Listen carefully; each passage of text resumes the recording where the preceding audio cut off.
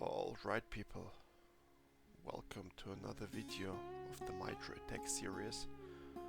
So in this video we are going to cover our third video on our fourth video on the spearphishing and the phishing in general. So this time via a service. So let's first copy the link. Oh, I did that already here. So let's take a look now at, as usual, the full description first. So like this. There we go. So we have a little less text as last time, so it should fit nicely on the page. Yeah, like this.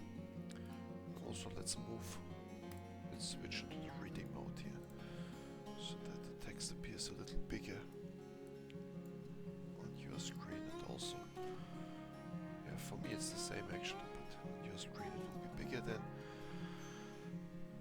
And yes, then the last we need is a navigation element like this one, and we put it here.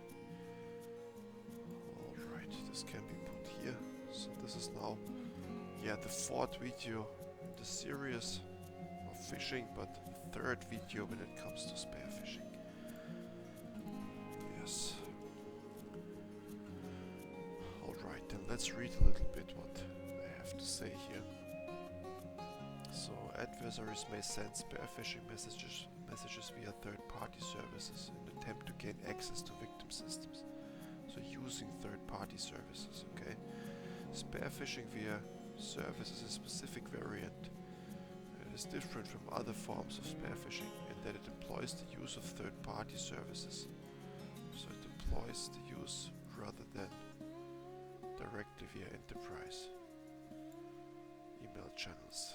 Yeah, so a third party is usually known in the company and is more trusted. So if that is compromised, there's a way into the system then. So what do we have? All forms of spearphishing. Let's see. Delivered individual or industry. In this scenario, adversaries send messages through various social media services, personal webmail and other non-enterprise controlled services. These services are more likely to have a less strict security policy than an enterprise. So what they're talking about here is like LinkedIn, if you get something via LinkedIn or Facebook or so. As with most kinds of spearphishing, the goal is to generate rapport with the target. Yeah, rapport, that's a word that sounds weird, but it's simply meaning sympathy. Okay, you like the target and then you trust the target, and as a result of that, you're willing to click on links or install something or share confidential information. Yeah, or get the target's interests in some way. So target interests in some way. So be aware that stuff like dating, get target interest in some way. Online dating is a huge source of cybercrime. So there are, especially men are vulnerable to that. Women, I think, not so much. And there are pictures of fake accounts, so pretty females, and there's a picture of them, but they are not real, and they connect with the men in order to get as much information from them as possible.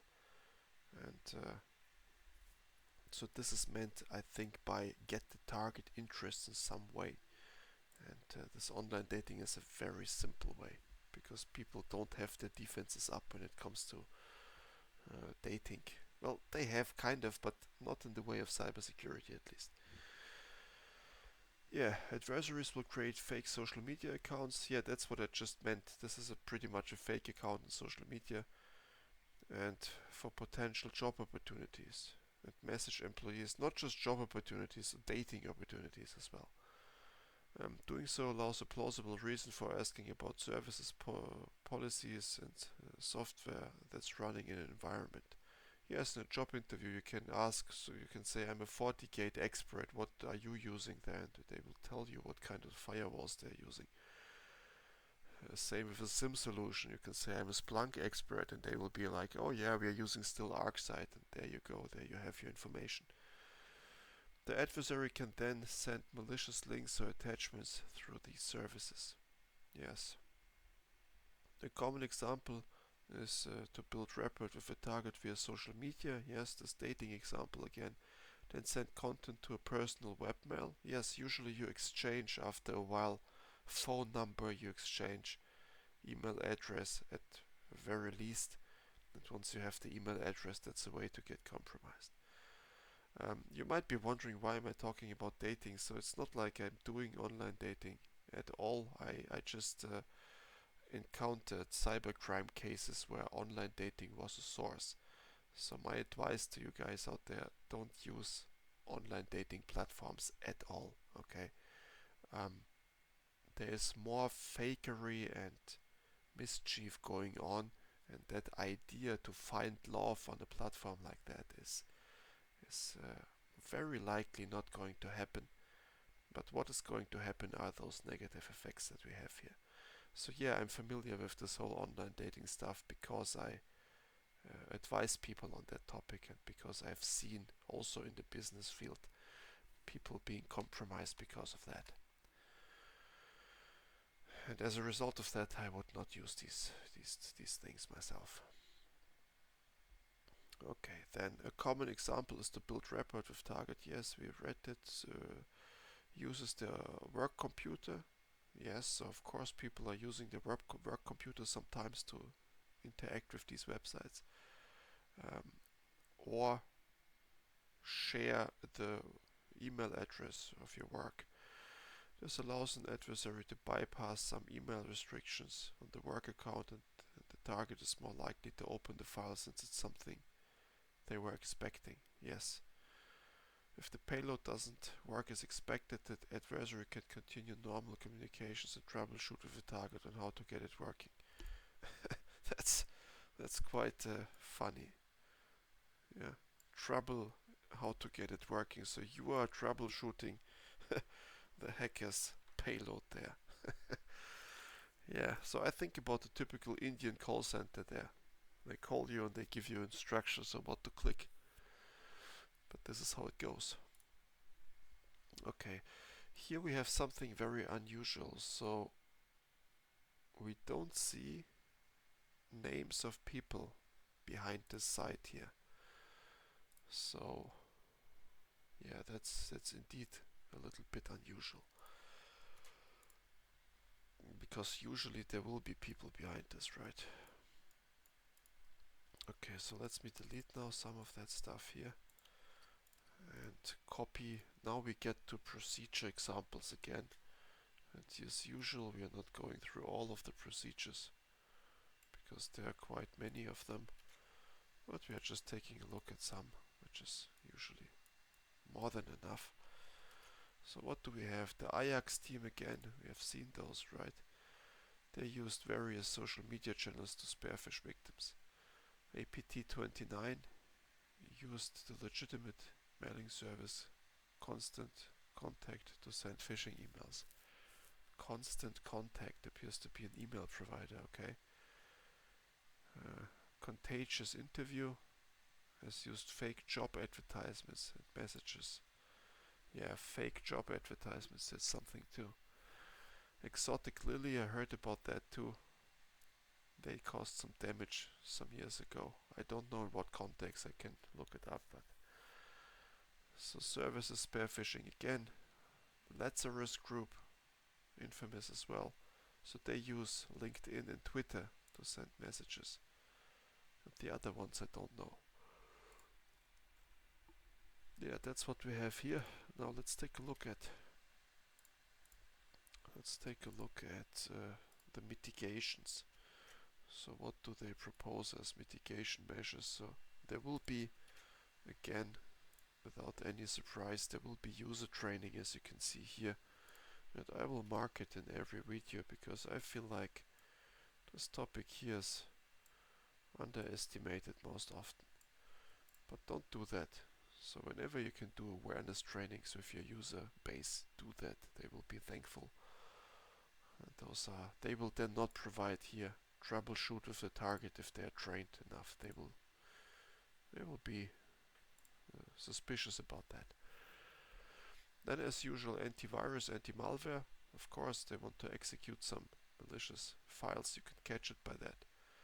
Again, audit, so you can do logging for third-party messaging. Okay, you can monitor users' activity. So if they click suspicious links, downloads. Because if you are on Twitter or LinkedIn, you will still have the URL that you have to click, and you can audit, you can log that. Yes. And then just compromised service accounts that you might have found, you can audit them as well. Put them on a blacklist, and whenever they appear in one of your event logs in the SIM, you can throw an alerting then. Yeah, then we have here restrict web-based content. This is similar to the last one, so you can just forbid your users to use LinkedIn and Twitter, or X as it is called these days, on your work accounts. That's possible, and also restrict the usage of links. Consider blocking access if activity cannot be monitored well. Yes, so this is a classic, but most of your users will not be happy if you restrict their web access, because they will have arguments why they need it for this and that. And there are good reasons why you might need URLs for business related applications. So at least block it for some users, as it says here in the user account management. So don't give this privilege to your entire user base, but only give it to very selective users. Here it says this minimizes the risk of adversaries exploiting service accounts to execute spearphishing attacks or gain unauthorized access to sensitive resources. Exactly. And then at the end, user training as usual. So yeah, nothing surprising here, but this is something to be taken care of, and it's good to pay attention to these detection techniques. So whenever you can look at your own company and just ask yourself, how many of these techniques, I jump back one page now, so how many of these techniques are employed in your company? So probably you have an anti-malware solution, probably you have user training in some sort, but the other three here, audit, web-based, content restriction, and user account management, that's not necessarily something that you have. And also, you participate in these user trainings. Are they any good? If not, give feedback. Okay, then we have the detection strategies again. So let's see what it is. Inbound spearphishing attempts deliver via third-party service, Gmail, LinkedIn, leading to malicious file downloads or browser. Initiate a script execution. Defender view includes correlating of external service logins. Yeah, so let's do this now. Here, correlation of external service logins, unexpected file write operations, and suspicious descendant processes spawned. These are the things that you want to look out for with your SIM solution.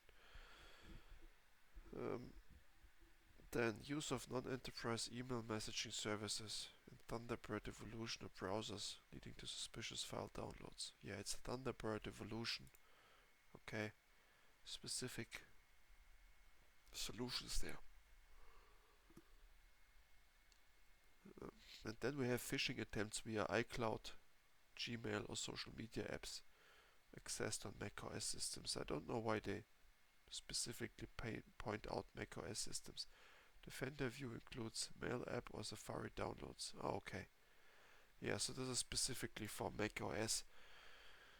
Yeah, we don't have so many macOS systems in the wild. Okay, there are companies who use them, and they're really nice, very user friendly, but most of the companies are working with Windows. So as a defender, I would suggest also focus on Windows as your first target, and the others you can then cover later.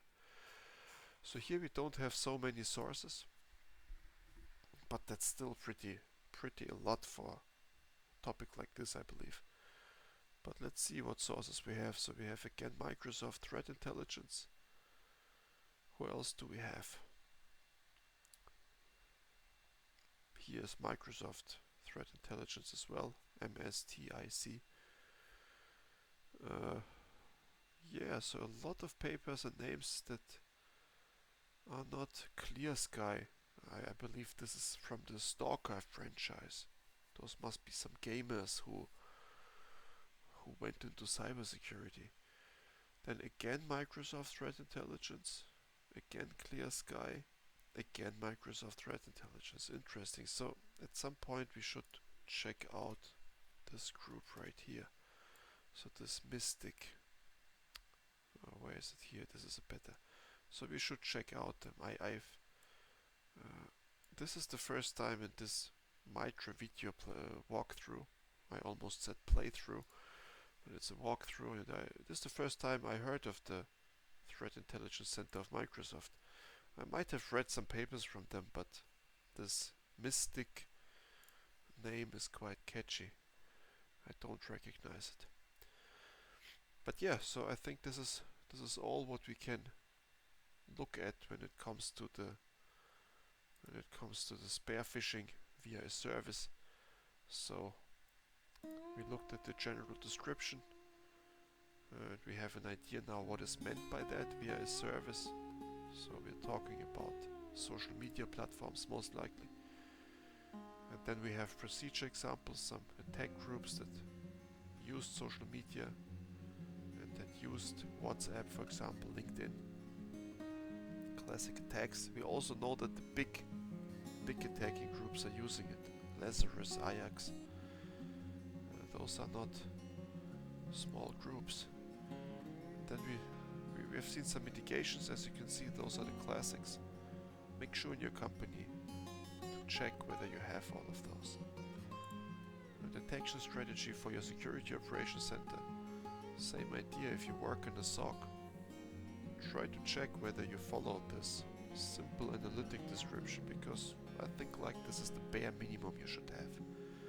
Anything less than that is not acceptable, especially because this information is provided publicly by Mitre ATT&CK. Everybody can access it. The attacker will see that too. But the thing is, you cannot implement the entire Mitre attack. It's quite difficult. There's a lot of work behind it, so a lot of companies, they will have some Mitre ATT&CK coverage, certainly, but they might have not gotten to that step, implementing this specific detection here. So this is the way in for the attacker. Yeah, but our job as defenders is to be aware that these things exist and utilize them in our job. And also feel free to check out some of those sources. So just in case you find one of those sources that you think is very interesting, always let me know in the comments, because I obviously cannot get in depth to all of that, but I will happily elaborate on topics that you guys find interesting after watching a video like that. So yeah, we are through with this. Thank you for spending time on cybersecurity together with me here, and see you in the next video. Goodbye.